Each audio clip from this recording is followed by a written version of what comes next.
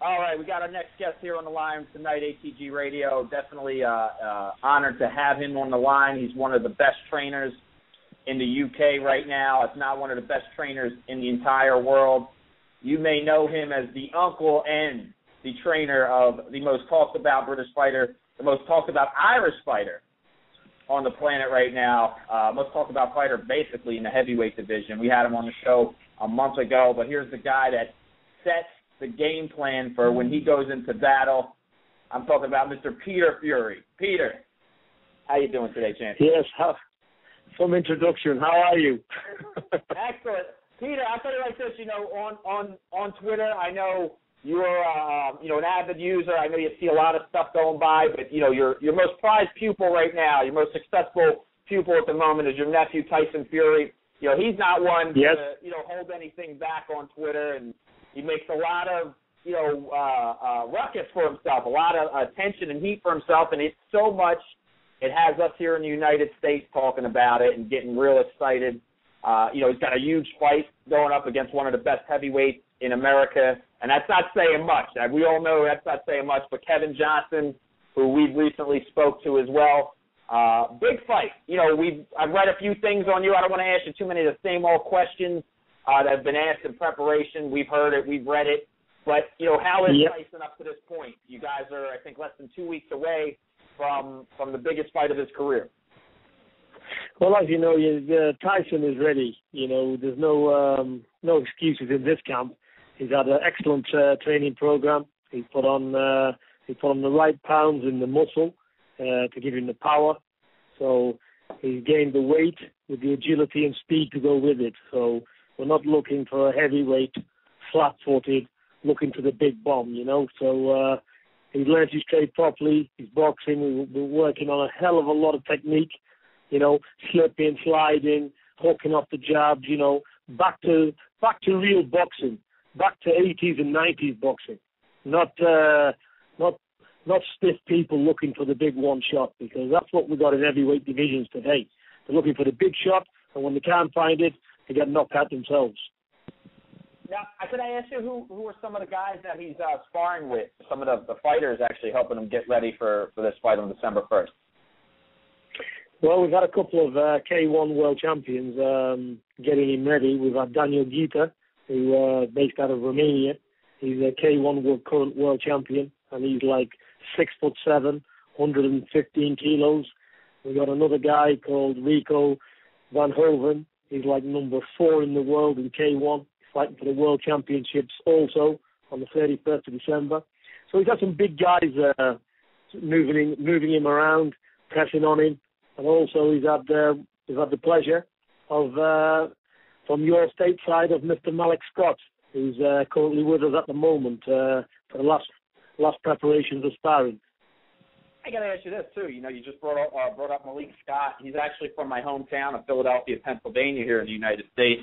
Undefeated fighter, 36-0. I mean, what do you think about him?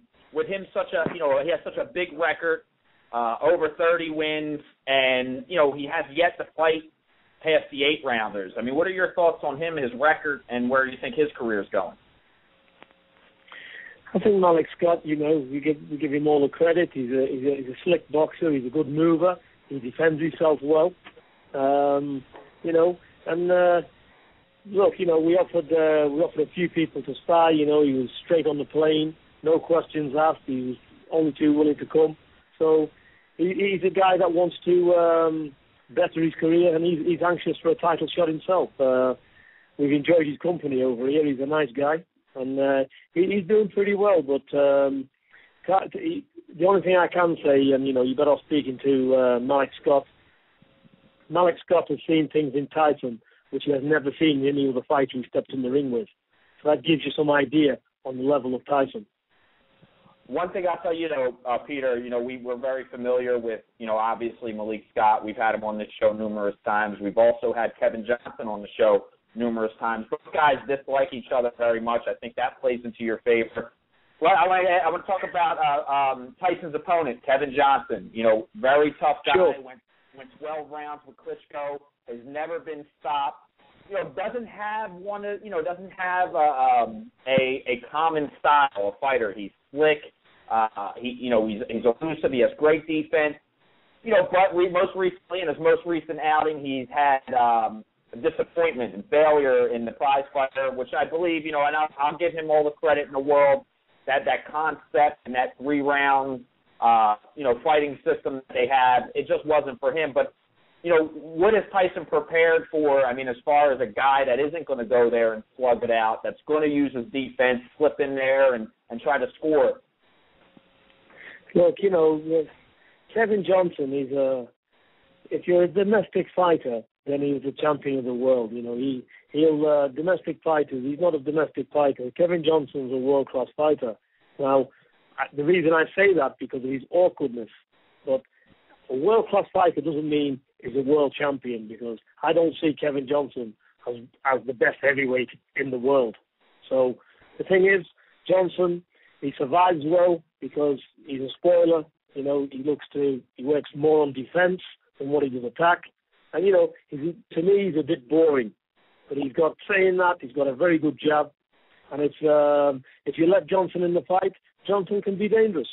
But from what we see of him, he's a one-trick pony. That's the way I see Johnson.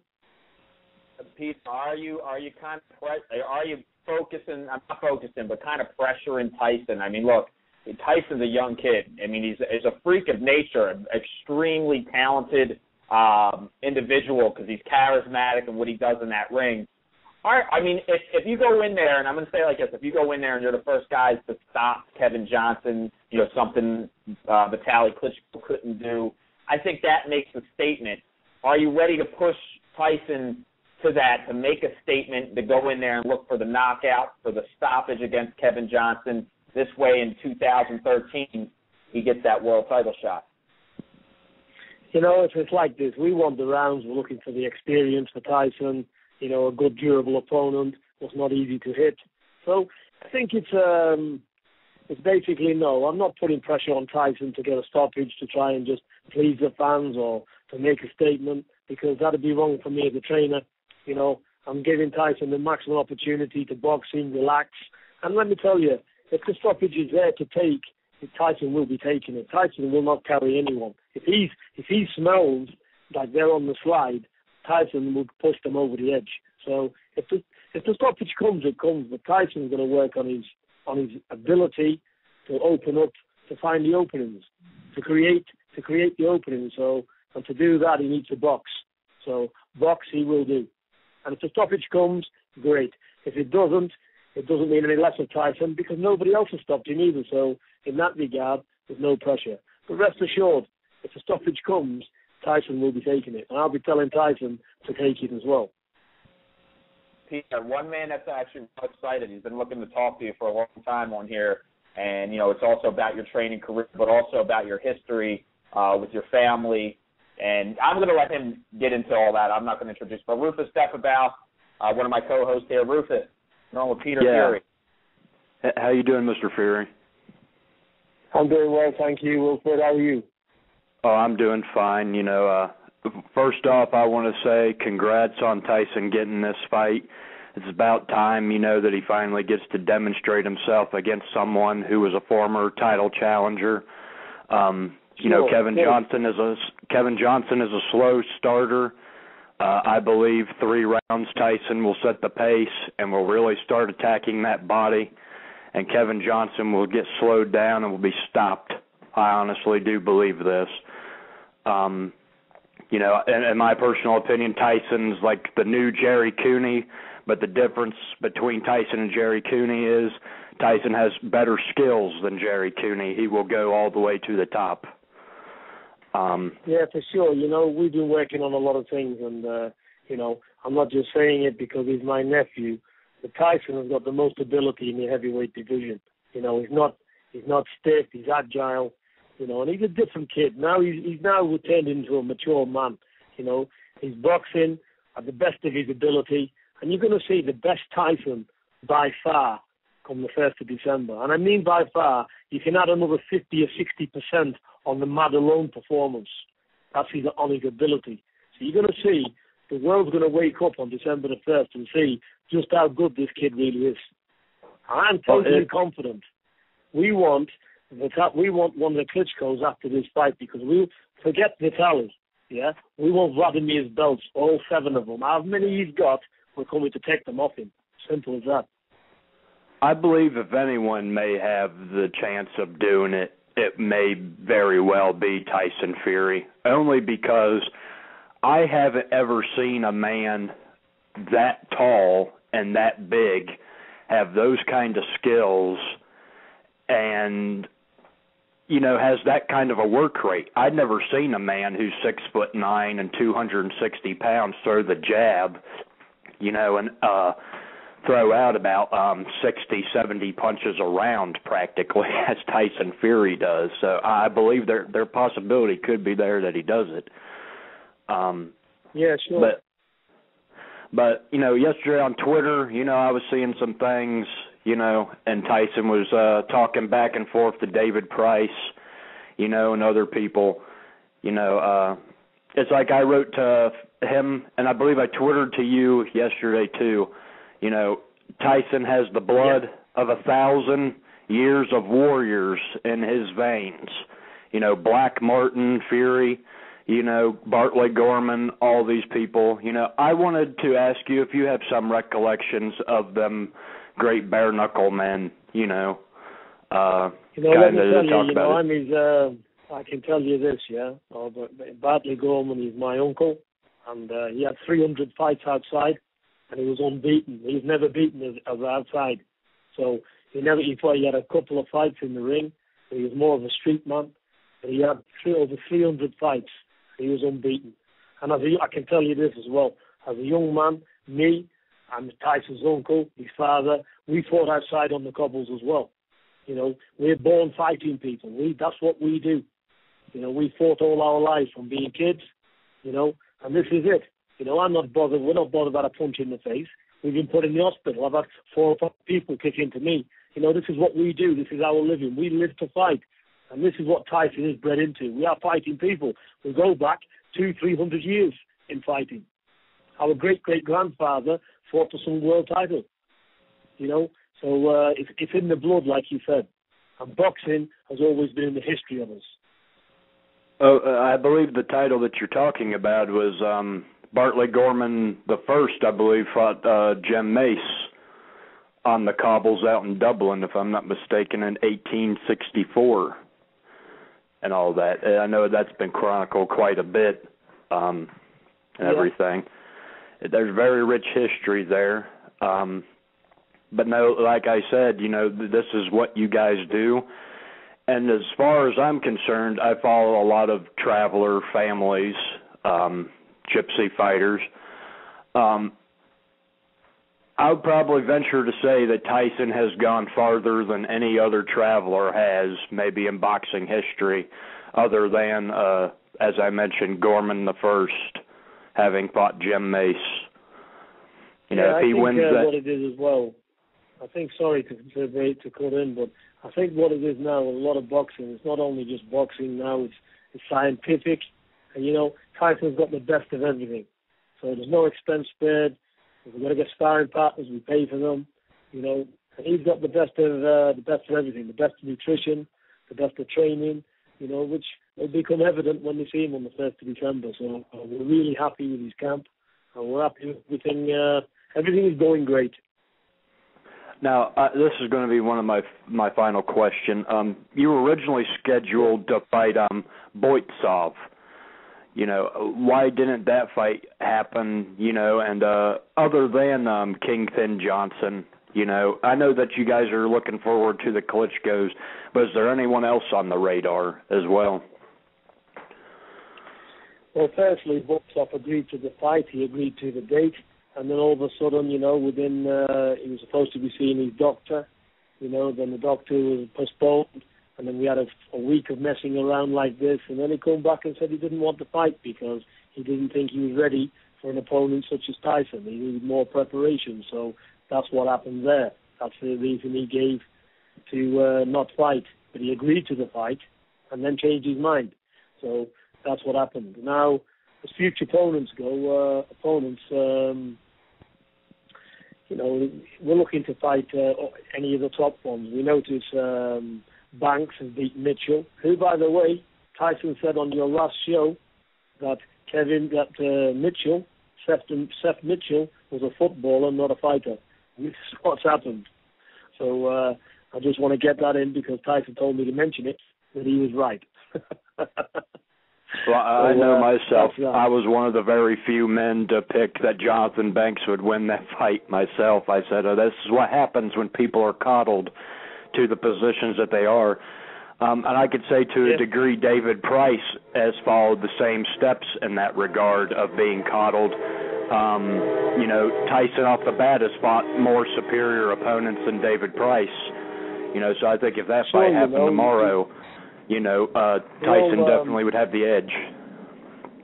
They all talk about people banging people out, but what they don't realize is, David Price has 14 fights. He's not even been hit one time yet. So that's the level of opposition he faces. So totally untested. These guys have got padded records, 20, 30 fights, whatever they get. And look what's happened to Seth Mitchell, exactly the same. He's come across a guy that can fight back, who is a world-ranked fighter. He's not a domestic fighter. And look what's happened. He's been exposed. So all these unbeaten big punches doesn't mean anything to me.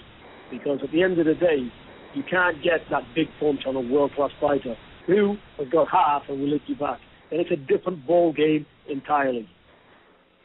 Oh, most definitely. I appreciate you taking your time out with me, sir, and Jesus bless you and your family. Yeah, and God bless you, and no problem, and it's a pleasure speaking to you as well. Peter, I got to ask you this, touching back on the David Price stuff.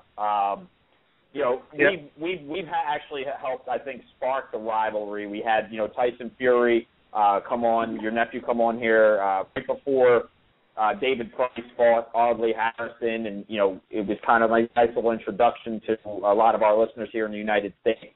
And then a week later, I believe it was, we had David Price on here. David Price had some stuff to say. Then we got Bill Yu, then we got Cleverly.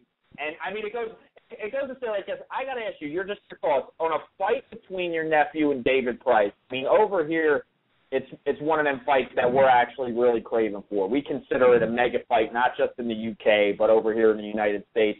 Do you think the fight happening sooner, what do you think? The fight happening sooner or later, which would be a bigger event? You think both guys need to go, one guy needs to go win a title, most likely Tyson, before that fight can happen? We already know, like, the TV deals and the television and stuff is kind of preventing that from happening right now, but sooner or later, which one do you think is the better opportunity for that fight to go down? Look, if Tyson's ready for anyone, and when the money's right and the timing's right, then Tyson will take the fight. But to us, and to me, Price has not earned his right to fight Tyson. He's had 14 fights with people that have been dug up out of a graveyard. So he hasn't fought anyone. So if they want to step up to the plate and face Tyson and try and come on to Tyson, then, we're ready. They talked a big show with Audley Harrison, and Audley Harrison has never been any use. He's the biggest failure to win a gold medal. So this guy's got no heart whatsoever. My son won £10,000, on the first round of Audley Harrison getting KO'd. So that's how much the fight people know what the opposition he faces. So he's no problem to us, Price, and we're ready. Look, David Price is a good talent, but he's totally untested. So are we worried of David Price? Absolutely not, because we're ready to take on world contenders, and we don't believe Price is on that world stage yet. Peter, tell us about some of the other Fury boys. I mean, you got a whole clan fighting out there. I think the whole family are lacing them up. I mean, but at this point, your guys' careers of Huey Lewis, Huey, and Phil Fury, how's their progress coming? Well, we got Phil Fury. He's fighting for the Celtic title, the Irish Championships on the Tyson undercard on the 1st of December. It's his first major title. And then I've got my son. He's a super heavyweight. He's a 3-time national English champion, and he's also boxing on the same time as Tyson in Russia for the Junior World Championships. He's in the Junior World, so there's plenty going on. It keeps you busy. And actually, I know we only got a few more minutes left. We got Chris Guns and Tim Hudges here. You're on with the great Peter Fury. Hello. What's up? It's Chris. Chris Guns. Hello. How you doing? The Fury. Speaking. Sorry, I'm choking up here. What? I had a couple questions. What made you such a big Mike Tyson fan enough to name your son after him? No, Tyson's not his son. Tyson's his nephew. I'm sorry. His dad was John Fury, man. Actually, that's actually a good question. I got to ask you like this. You know, your brother Joe. How is he doing? Have you heard from your brother? And, John. The brother John is okay, you know. Obviously, you know about him. He had a fight with some guy, had plenty to say. You know, when the guy got hit, you know, he made statements, and he got my brother 9 years in prison. So my brother's doing well. I speak to him every day on the phone. And as long as his son's good, and my son's good, and all our family's good, then basically he don't care. Boxing's our life, and that's it. As long as they keep winning, then he'll do his jail, no problem. He's happy. You know, what? I apologize. My prayers are with him, and my prayers are with you guys. I know that's Yeah, and thank you, and I really appreciate you asking after him, and really appreciate that. Thanks very much. Because we read it, and I think just to touch on what Chris was saying, you know, getting the mix up there, and you know, definitely apologies on that. But your brother's favorite fighter being Mike Tyson. I mean, you know, you and your brother, you know, growing up watching boxing, was Mike Tyson a big influence on, you know, yourself, the brothers, you and your brother involved in boxing, and the rest of your family being involved in boxing? Well, Mike Tyson was a raw fighting man, you know. He didn't, there was no frills with him. He came out and boy, he could fight. You know, he learnt all the skills from Custamato, you know, all the old-time fighters. He's a historian in boxing, you know, and the way he speaks, and the way he studied the game, and the way he boxed and took on everybody and took everybody out in such a fashion. So, you know, when Tyson was a baby and he was born, his dad said to me, I'm going to name him, he said, after Mike Tyson. So he said, and that's how he got his name.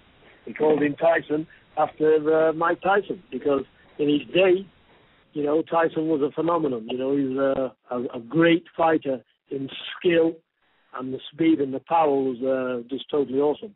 He was a great champion. Tyson told us, Peter, that he's hoping to come to the United States. He said something maybe possibly March of 2013. He wants to come out here. You know, does got a nice little buzz going on out here in the United States. Is that something that's still in the works? Yeah, it seriously is. You know, we were looking at in the Madison Square Garden, March 17th, St. Patrick's Day. You know, I'd like to come out there. We love America. I've been before on a few occasions. We love the people out there. You know, it'd be great for us to come out there, for Tyson to make his pro debut out there. So yeah, it's a very realistic situation. So we could definitely be coming out there. Sounds good to me. Hey, Chris Guns, I'm sorry, man, to cut you off there, brother. That's all right. You actually, I was choking here, and you asked the question that I couldn't ask. So thank you, Frank. We got each other's back, man. I just want, does it bother, how much does it bother Tyson to have people say that he's ducking David Price? Well, it doesn't bother at all, you know, because we know the facts of it, and David Price knows the facts of it. His manager, his promoter, has been told exactly where he's at. You know, he gave us some stupid apology over some radio show which we're not interested in. You know, nobody calls my nephew a coward and sees eye to eye with me. So any negotiations with Maloney is out the picture, because you know we you know, what is he, Maloney? You know, Gollum of Lord of the Rings. That's his nickname from us. So that guy's totally irrelevant to me. And I don't care what he is in boxing or anything else. He carries no weight here. David Price wants to fight my nephew, then he best get in touch with Team Price, because anything with Maloney, we're not interested in, because he's had too much to say. You know, this is a non-fighter himself calling our breed of people a coward.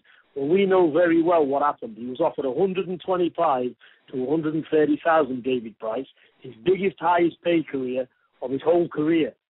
You know, and he turned it down because he wanted the fight to go to purse bids.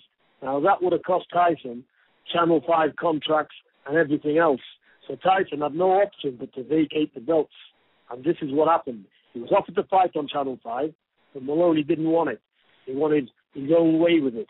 So this is how it all fell apart. So, and then he calls Tyson a chicken and this and that, which is an absolute lie, you know. The man knows exactly what happened. You know, we even accepted his challenge the other day on Channel 5, and Tyson got into a lot of hot water over it. But we said, look, get in touch with Nick Hennessy. You want your guy to fight, step up to the plate, we'll take the fight. We've not heard anything from that side. So, in my opinion, it's all bullshit to give David Price headlines. Because so knowing that, you could like put him aside. You realize that he doesn't want to fight, and there's nothing you could do to make a man fight. So when you guys talk about, no, it's all for the public. They know very well. They're not feeding Price, you know, people with no pulse for no reason. Price got knocked out in the amateurs. Every time he stepped up, he was found wanting, you know. So you got to look at it like this. They're not feeding him, you know, baby cuddling in the long in his opponents for a reason. You know, at the end of the day, Tyson, we're looking at world-class fighters. You know, Tyson's ready to take on world-class fighters to prove himself. You know, could we ask the same question of David Price? So when you and this is it. When you and Tyson are having a conversation and you're talking about the landscape of the heavyweight division, you talk about the Klitschkos, and I'm sure you talked about how you would fight him and stuff. How would you fight Vladimir? What would be the plan, and what makes you think Tyson's ready for someone like Vladimir already? We're going to do what we do best. Wear our heart on the sleeve. We're fighting people, and I believe Tyson will be the champion of the world. And we're going to get in there, yeah, and give Klitschko a war. So the man with the most tools and the man with the most sheer guts will win on the night, and I believe it's Tyson. Simple. Yeah. Well, good luck. Appreciate it. Can't wait to see the Kevin Kingpin Johnson fight. I know he's confident in himself. So I yes, can't wait. And he will be. It'll be a good fight, and we thank Kevin Johnson for stepping up to the plate, because no others did. So we give him full credit for that. Thank you, sir.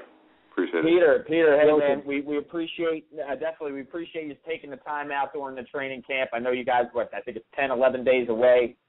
We know Tyson's ready. We're looking forward to this fight, and we definitely will want to invite you back on to the show sometime after the fight. Talk again if you would be so kind as to give us your time once again. Listen, I'm more than willing, and I thank you very much for having me on the show, and I'm honored to be on the show. So God bless you all of America, and I look forward to speaking to you again very soon. Follow Peter Fury on Twitter @PeterFury. God bless you, my friend. Talk soon, my friend. God bless you, brother. All the very best. Bye-bye.